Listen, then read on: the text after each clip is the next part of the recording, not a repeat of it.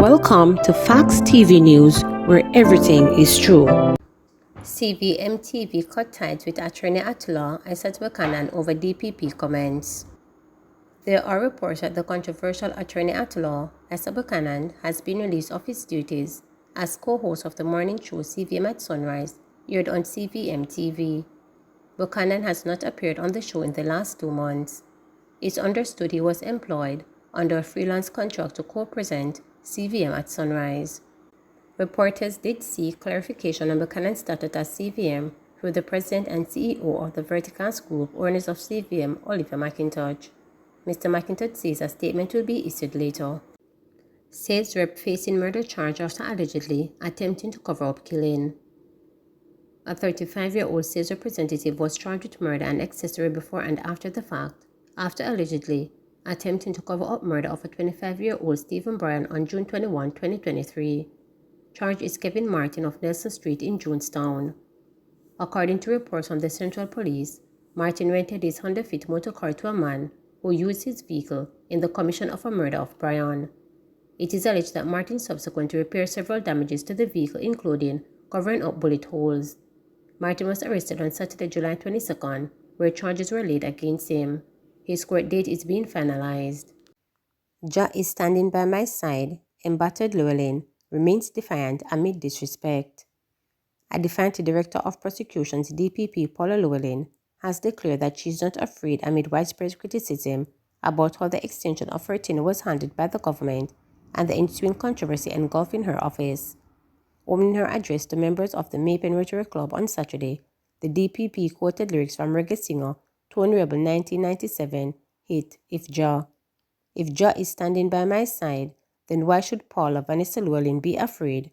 And you notice that I stop it right there at that praise, and I am not going to go any further, said Llewellyn to loud applause from the audience. Because my parents, my mother hailed from Sanguinity, and my father from Frankfield, Cowpen, and I have brought up C, and I was taught, whether privately or publicly, to respect everybody, even those who disrespect me, she continued. And when Michelle Obama said, when those who wish to go low, you continue to stay high. And that is a part of being a public servant who believes in service above self, who believes in a commitment to excel and work ethics, and most importantly, who believes that you are here to serve the public and it's not the public serving you and your ego. Last week, despite objections from opposition members of parliament and senators, the government used its superior numbers in the parliament to amend the constitution to increase the retirement age of the DPP and the Auditor General from 60 to 65 years. It means Llewellyn could remain in office until she is 70, since the Governor General can extend the tenure of the office holder under special circumstances.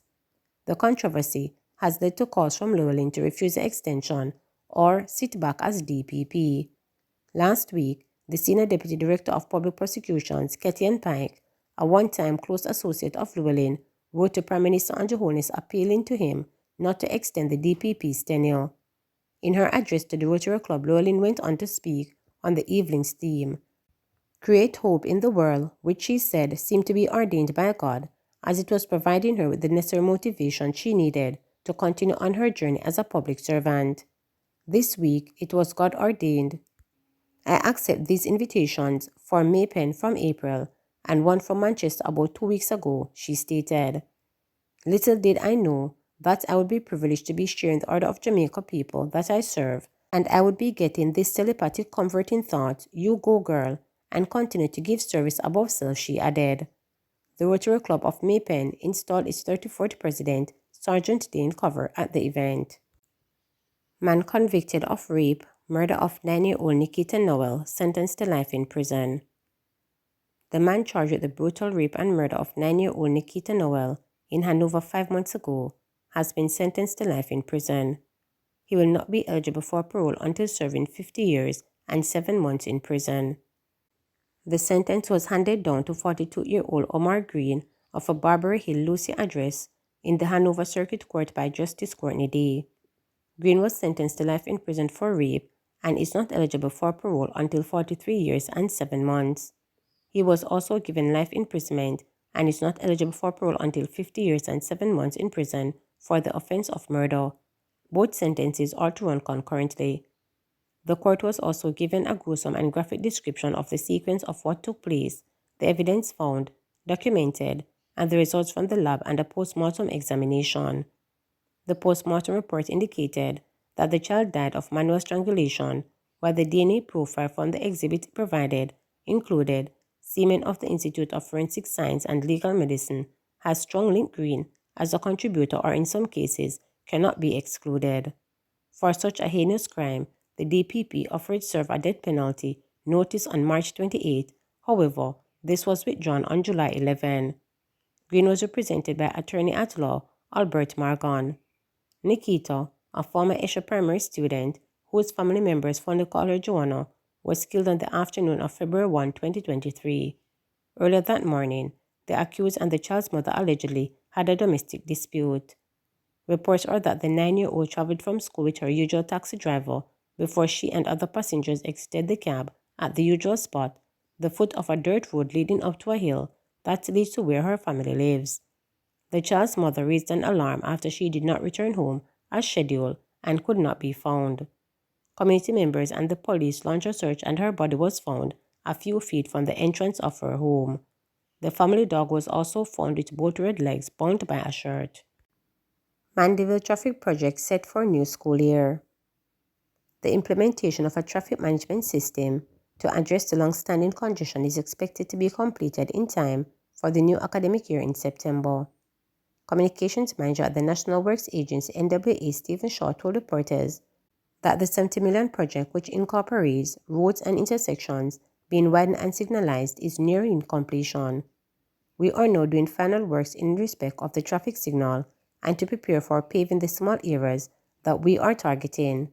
We intend to have all these civil works related activities completed by the middle of August, stated Shaw. Once completed, we will then move to get the lights connected to the public power service and to have the planned changes gazetted.